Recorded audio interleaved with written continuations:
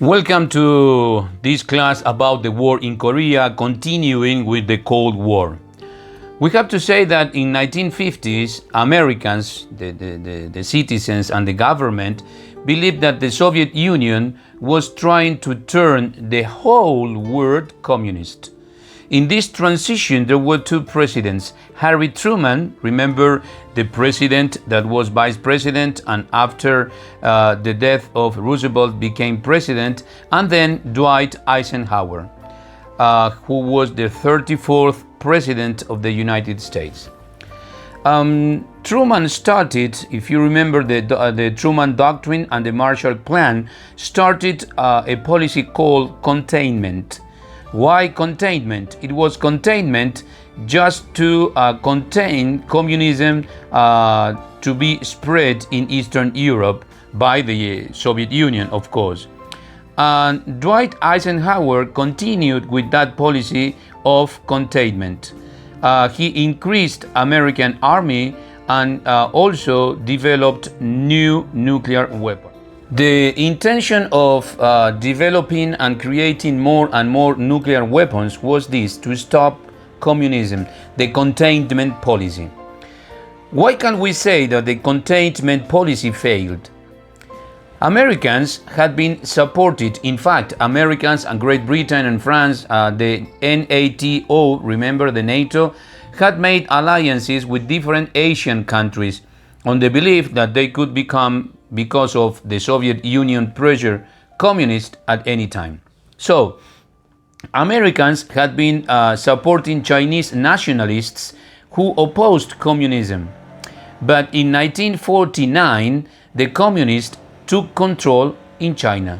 So this was a blow against the United States, obviously, because this blow created a feeling of failure because of the containment policy. It was clear that beyond the alliances that the United States had formed with some Asiatic countries, as I said before, the policy had failed. As it had failed, remember, the policy of appeasement. Well, this policy of containment had failed.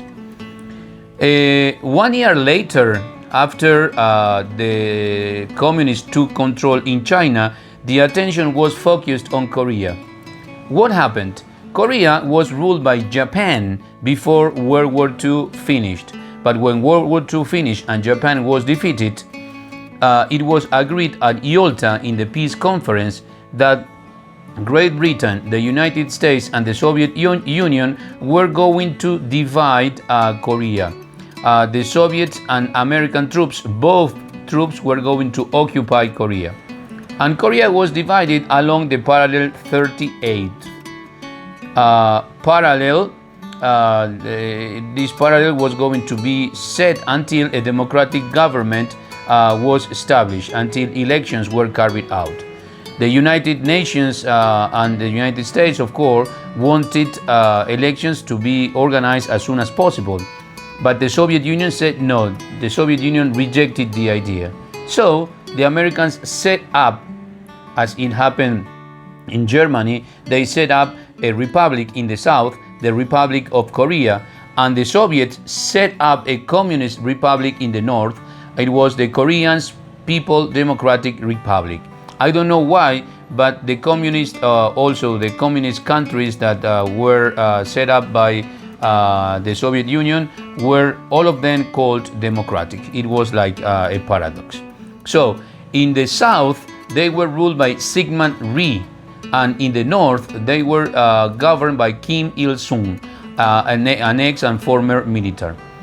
The United Nations believed that approximately 18,000 people died in the first two next years of peace, but in fact there was no peace.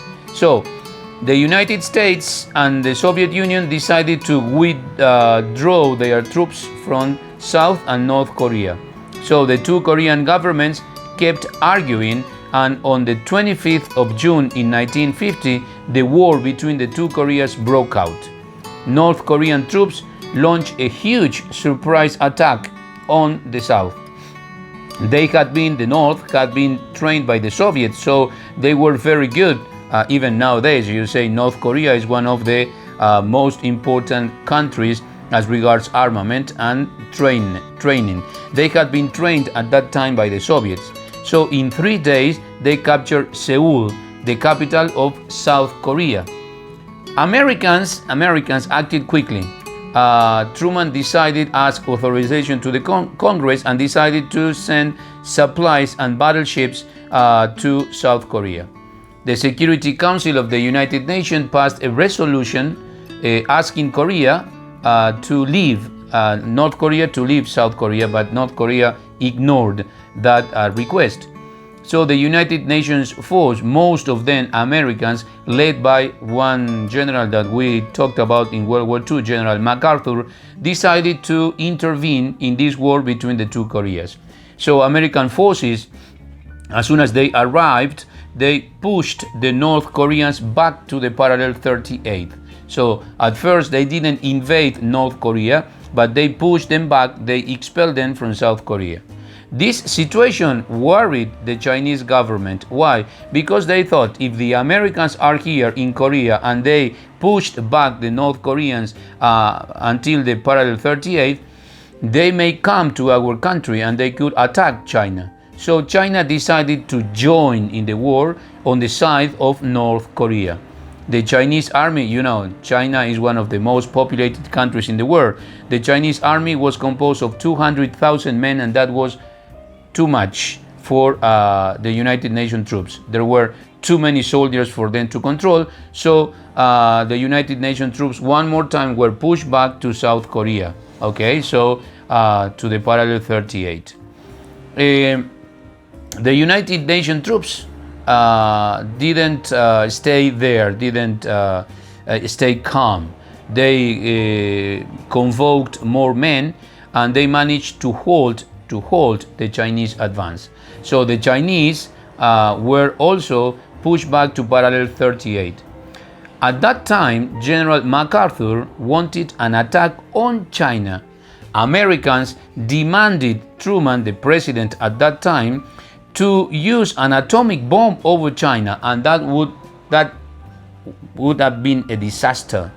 So Truman rejected the idea. He refused to drop an atomic bomb on China. Remember that until that time it was only the United States who had atomic bomb. So the end of the war came in 1952. Dwight Eisenhower, the president of the United States, was chosen as the new American president. Remember that the former president, that is to say Truman, stayed in power for 2 terms. And well, when Eisenhower became the president of the United States, he did threaten to use an atomic bomb on China. He was decided. He was not like Truman, who said no. No, he was decided. So the World War III was at the point of starting. In 1953, Stalin died. When Stalin died, that was a turning point in the war. Why? Because the Soviet, with Khrushchev, stopped providing weapons to the Chinese. So when the Chinese saw that they didn't have the flow of weapons they used to have when Stalin was alive, they decided to sit down, to agree and to talk and sign an armistice. The two sides, that is to say South Korea and North Korea, decided to establish the parallel 38 as the division of the two countries. Even nowadays, South Korea and North Korea are divided in this parallel 38. So it is history present now. Why do we say that this war was a part of the Cold War? Because it was a real risk to start World War III. Why? Because during the war, American and Soviet planes, and you say, well, the war was between the governments of North Korea and South Korea, but they were supported, they were backed up by the Soviet Union and North America and the United States. So during the war, Americans and Soviet planes fought each other over Korea. But what was the situation? The Soviet soldiers wore Chinese clothes, Chinese uniforms, and they put Chinese symbols on the Soviet planes. Obviously, the CIA and the government of the United States knew that there were Soviets, that there were Soviet planes and Soviet pilots, but they kept this in secret, because if the population of America had learned about it, they would have wanted a direct attack on China, and that obviously was going to be the breakout of a new war, in this case World War III.